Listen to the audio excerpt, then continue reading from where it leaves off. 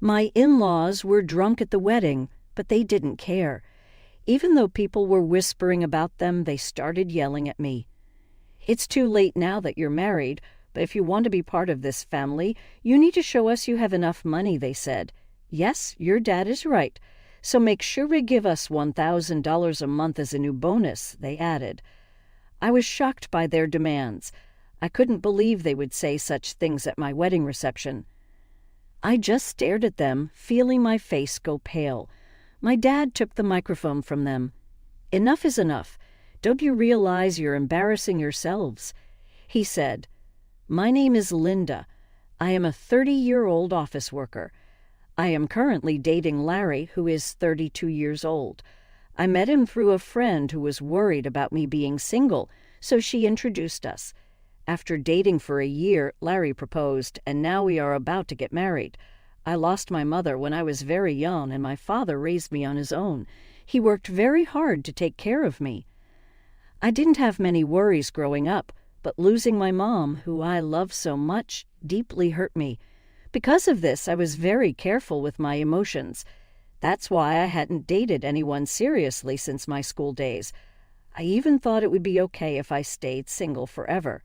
Then I met Larry. At first, I didn't feel any romantic feelings for him, even though he asked me out many times. Larry really cared about me and was always a gentleman.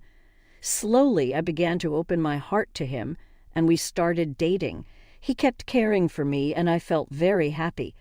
He became very special to me, and I started thinking I wanted to be with him forever. Then he proposed, and we decided to get married. Larry understood everything about me and was always kind to me, no matter what. Don't worry if you're ever feeling unsure about something. I'll be here for you until you feel better. I love you, Linda. You can count on me, he would say. His words moved me. He promised to make me happy for the rest of my life. Just being with him warmed my heart. If he cared that much for me, I thought I should do the same for him. When I told my father that we decided to get married, he was so happy that he cried.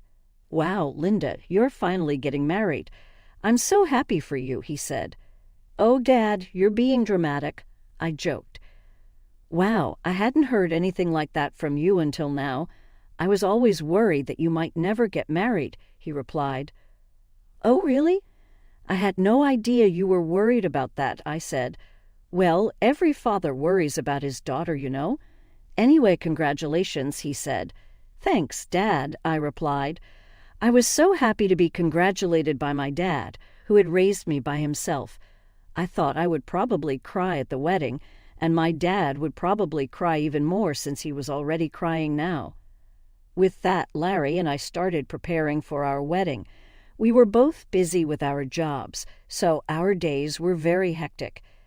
We worked during the weekdays and made wedding preparations over the weekends. There was no time to rest. Our calendars were always full. On a rare day off, we were supposed to visit Larry's parents' house. I was going to meet Larry's parents for the first time. Larry had come over to meet my father right after he proposed to me. Originally, I had planned to visit Larry's parents right after that to introduce myself, but they were very busy, and our schedules never matched. Finally, some time passed, and we managed to arrange a visit. As we arrived at his parents' house, I suddenly felt nervous. Don't worry, my parents are very kind, Larry reassured me.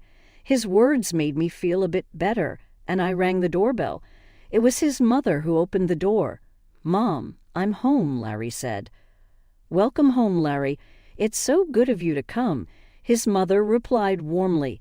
As she talked with her son, I greeted her as politely as I could. Nice to meet you. My name is Linda, and I'm Larry's fiancée, I said. I see. So you're Linda, she said. Her voice was much lower than when she spoke to Larry, and her smile vanished. She looked me up and down as if judging me. Then she led us to the living room, where her cold attitude didn't change. Linda, I'm curious about what you bring to the table. Larry is our treasure and our only child. If you're going to marry him, you need to be a suitable wife. Are you worthy of him? She asked, more like an interrogation. I was taken aback by her question. I hadn't expected such a cold attitude from my future mother-in-law and was at a loss for words. "You're going to join our family, you know. Are you ready for that?" she continued. True, marrying Larry meant joining his family, but it's not like Larry's family were the Kennedys or some well-known high society family. It's not like I was marrying into a royal family. Why was I being asked to make such a commitment? Besides, I wasn't even going to live with them. I don't like being pressured with questions like these, I thought. As I was trying to figure out how to respond, his mother seemed impatient with my slow reply and scolded me harshly. "When I ask you a question, answer me right away." "You're so rude," she snapped. "I'm asking if you're ready for this," she continued, raising her voice. Despite feeling overwhelmed, I managed to say, "I hope that Larry and I will support each other in our marriage." When I said that, his mother was not convinced. What a naive thing to say. You aren't just going to support each other. You're supposed to support Larry. It's your job as a wife to support your husband. You don't even understand the basics, she criticized. Then Larry's father, who was sitting next to her, intervened. "Honey, calm down. Sorry about that, Linda. You must have been startled by my wife's words," he said, trying to ease the tension. "It's all right," I replied, trying to remain calm. His mother is very protective of her only son. Maybe she was just nervous and spoke without thinking, I thought. Just then, Larry's brother walked in. He spoke in a quiet, calm, and gentle tone. He seemed like a kind man, which gave me a moment of relief. But that relief was short-lived. With a smile on his face, he said the most unexpected thing. "What my wife says is actually justified. What concerns me the most is that you come from a single-parent family." "What do you mean by that?" I asked, confused. While being raised by just one parent doesn't have a good public image, we can't be too happy to have such a person become the wife of our only son, can we? He explained. "Hold on a minute," I said, unable to let this comment slide. "What is wrong with being raised by a single parent? My father worked very hard to raise me by himself. I am very thankful for my upbringing, and I am proud of my father. Being raised by a single parent doesn't make me any less valuable," but they still argued. "Since you were missing one parent, you couldn't have learned how to be a good wife, do housework and such," I responded. "I did a lot of housework to help my father. I can also cook pretty well, so please don't say that." Despite my response, Larry's mother ignored what I said and finally stated, "I will allow you to marry Larry, but in exchange you must promise to devote everything to us because we are Larry's parents." "Can you promise me that?" I was shocked. "What? Since you came here to ask for our permission to marry our son, you do know what your duties are, don't you?" Before I could say more, he continued the conversation. I found that my in-laws had completely taken over the conversation, giving me little chance to respond. That night, as I thought more about the marriage, I decided to share my feelings with Larry. "Say, Larry, do your parents always talk to people like that?" "What about it?" Larry seemed unfazed. I was surprised that Larry didn't see anything wrong with what his parents had said to me. "Well, I mean the way your parents spoke to me and what they said," I tried to explain. "Oh, really? Well, they were just talking about whether you were ready for this marriage. I get that your parents are worried about their son's marriage, but I feel like what your parents were saying was a bit too much." "Really? Why is that?" "My parents didn't say anything wrong. Besides, they've given us permission to get married, so don't worry about it." That's true, but I felt uneasy that Larry seemed to side with his parents more than with me. That was very troubling. I guess he realized I was feeling unsure because he gave me a hug. "Linda, you don't have to worry so much. My parents are just a bit upset because their only son is getting married," he said. He spoke as if he didn't fully support me. "It's all going to be fine. Don't overthink it. I'm sure they just want what's best for us. They want us to be as good of a couple as they are. That's why they were a bit harsh." "Oh, really?" I replied, like he said, "Maybe his parents have high expectations for us." But even if that's the case, I don't think it's right for them to belittle me because I was raised by my father. I don't think people who say such things make a good couple. We are the ones getting married, and we should be the focus, not the approval or disapproval. With that perspective, although I was still a bit upset, I decided not to dwell too much on his parents' opinions then. The day of the wedding arrived. We had many guests, including our relatives, friends, colleagues, and bosses. I walked down the aisle with my father, who had raised me all my life. Larry and I exchanged our vows and rings. We were met with applause, and for the first time I truly realized that I was getting married to Larry. I felt the happiness I had never felt before. As we walked into the reception hall, we made our way through the crowd, greeted by videos of us as part of the entertainment. It was a joyful time. I chatted with friends I hadn't seen in a while, and many people congratulated us. Despite my earlier worries about his parents, I was glad I had decided to marry Larry. I was glad we decided to have a memorable day. After the ceremony, we planned to officially register our marriage, and Larry and I would become husband and wife. I cherished every moment and felt so happy.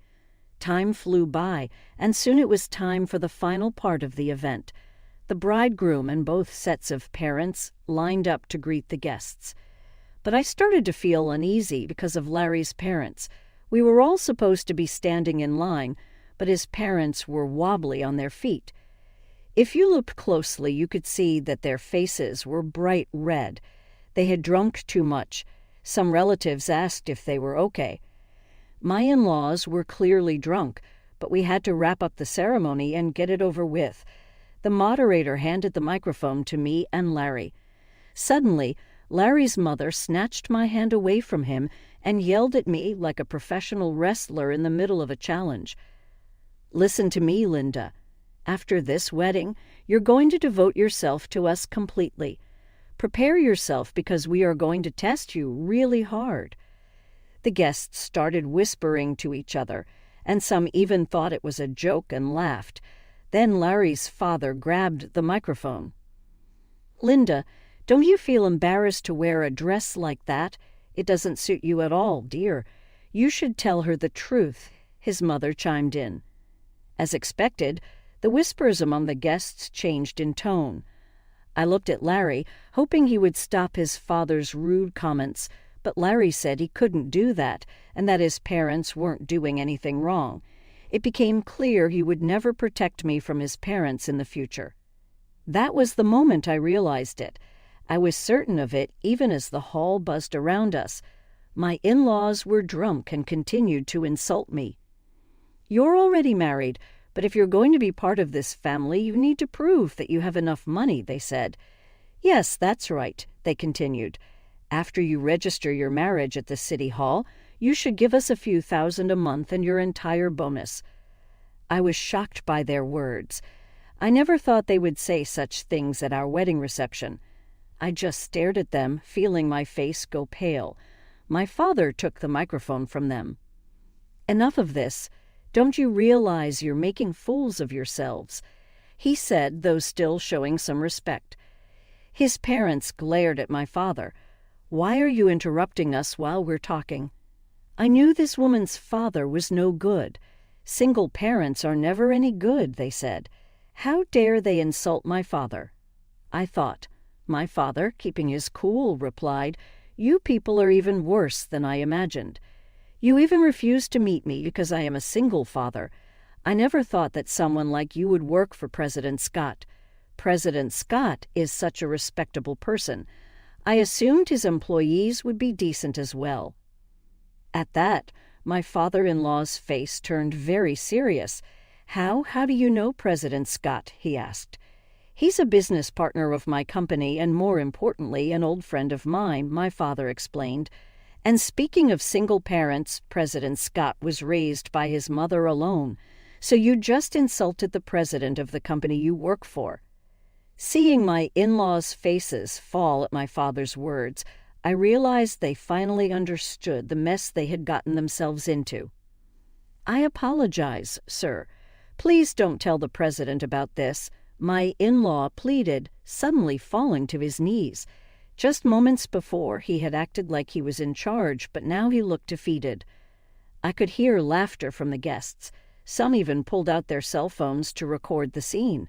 "No matter how much you apologize, you can't take back your words," my dad said. He walked over to me and asked if I wanted to go home with him. I said yes and took the microphone from Larry's hand. "Thank you for the great entertainment, but there will be no marriage," I announced to Larry and his parents and to everyone who attended. "I will make sure to return the money you gave us for this occasion." Then I left the reception hall with my dad. I caught a glimpse of Larry and his parents looking dismayed, and soon after, his relatives rushed over with worried expressions on their faces. The place must have been in complete chaos.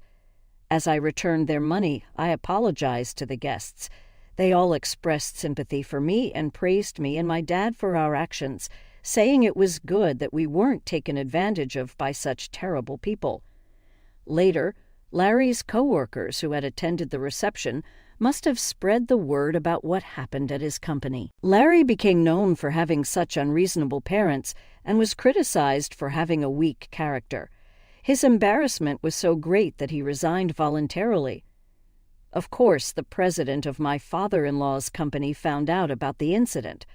Larry's father was demoted and sent to an insignificant division of the company, transferred to a remote office in the countryside. I heard that Larry's family has been ostracized by all his relatives because of what happened at the wedding. While it's unfortunate, it really was their own doing, and sometimes things like that just can't be avoided. In the meantime, I've been using this opportunity to strengthen my relationship with my dad. We've been spending more quality time together, and it's helped me appreciate all he's done for me even more. One day he sat me down for a serious talk. "Linda, are you interested in running the business?" he asked, looking at me with a mixture of hope and seriousness. "Do you mean?"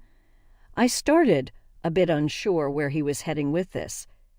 "Why don't you work towards becoming the president of my company?" he suggested. It was a big step, and he seemed to believe I was ready to take it on. "I'll do my best," I promised him, feeling a mix of excitement and nervousness. I decided then to focus on stepping up my game at work rather than getting entangled in romantic relationships for now.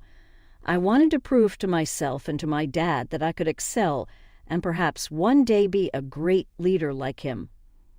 Currently, I am deeply involved in learning everything I can at my dad's company. The work is challenging but fulfilling, and I'm determined to make the most of this opportunity.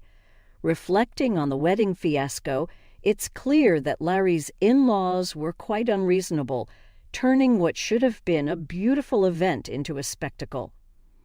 Thankfully, since the marriage wasn't officially registered, I was spared from a legally binding mistake. Now free from any marital ties and with no looming in-law issues, I can focus solely on my career aspirations. It's a relief to know that out of a chaotic situation came a clear path forward for me. I look forward to what the future holds, and I'm excited about the potential of leading the company. I wish myself all the best and hope that anyone watching this story can take something valuable from it. Thank you for staying till the end. Please consider subscribing if you enjoyed the story, and I